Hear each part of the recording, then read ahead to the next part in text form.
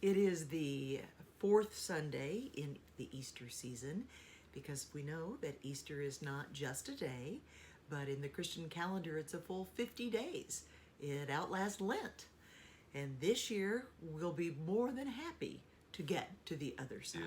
Yes. Well, good point. Yes. Yeah. Well, each week Mitch and I do a lot of walking these days, and we walk and we talk about the passages. And this week's passages, the first reading would be Obscure passages. Yes.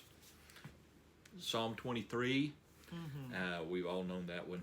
And then John 10, where Jesus talks about being the shepherd himself, the gatekeeper to the sheepfold. So I was being facetious when I said that they're obscure. a first for him. Yes. All right, so tell us about Psalm 23. Well, where do we start? You know, there's studies, books been written about this psalm. But what struck me this week as we were talking is that the first verse, "The Lord is my shepherd, I shall not want." I have everything that I need. Some of the passages or some of the translations say. And the rest of the psalm really explains that, or just proves that the Lord is my shepherd and I have everything that I need. Place to stay, plenty to eat. I'm never alone, even in the moments, in the darkest moments, even the darkest when we die, we're not alone. So that really struck me with the 23rd Psalm, that the Lord is essential in our lives, as we have known and lived and said several times. And that word essential takes on a particular meaning during this particular period we find ourselves in history. We hear a lot about essential workers, and that's one of the areas that struck me in reading both the Psalm and the John passage, where a whole lot's discussed about being a shepherd and identifying God and then Jesus as the shepherd, the good shepherd, the shepherd who cares, the shepherd who does what is needed for his flock. I don't know about you. I don't know any shepherds. I mean, shepherds who really take care of sheep or herds of any sort. Now, I have known a few people with some goats, but not a whole herd. But what we know from the world where sheep are essential is that shepherds are essential.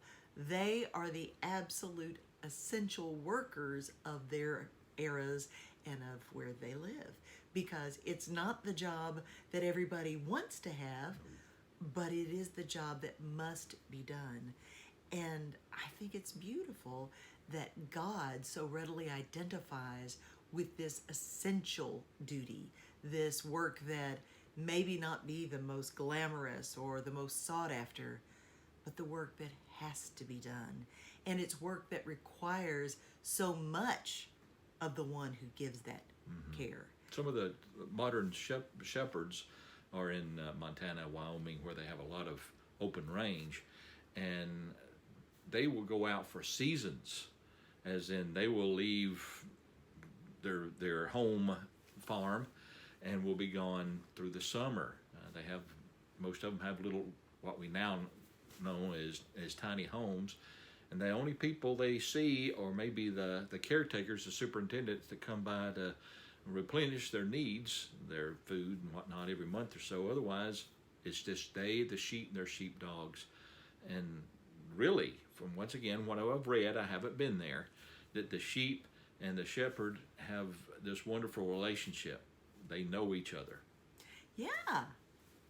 Jesus talks about this in John 10, right? He talks about the sheep know my voice. There is an intimacy of relationship between the sheep and the shepherd.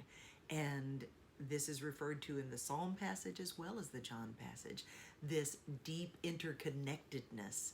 And I think it's important for us to also recognize, if we don't already, our deep interconnectedness and indebtedness to the essential workers of our time. That it's been easy for a long time to kind of take for granted that the HEB workers are going to be there when you want to go get some groceries. Well, now we realize they are risking a lot for the care they give us. And that's true in category after category after category of essential workers. So let's keep in mind, it's not just a matter of the connection we have with God as our shepherd, but that God readily identifies in this way as being that essence, going beyond just the word essential to its root of essence, what absolutely must exist. Yes, yes, and it is the smaller jobs that seem to, their importance gets bigger and bigger when they are left undone. And I'm thinking of the folks or the times that I've had to clean out the gutters. You know, typically I'm reminded when it's raining and the gutters are overflowing, I should have cleaned them out earlier. They're just leaves, not much. Can you imagine if we were left to our own devices of doing those little jobs, all of them, how much in peril we would be. So thanks be to God for the times that we do those little jobs that are so important, and the people around us that continue to do that and are dedicated to make sure that they get done the things that need to get done that we never think about. I've really been aware of that in the last 6 weeks, 7 weeks.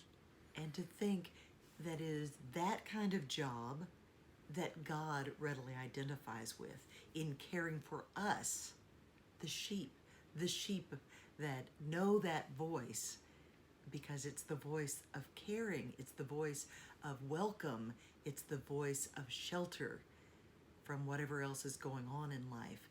And so I encourage you not only to give thanks to God for God's shepherding in your life, but who are the shepherds all around you? Who are the people who are making sure that you have what you need? How do we express to them our thanks, our appreciation, not just in this time, but ongoing, and that they are as honored in our lives as the Good Shepherd is? Amen? And amen. Amen.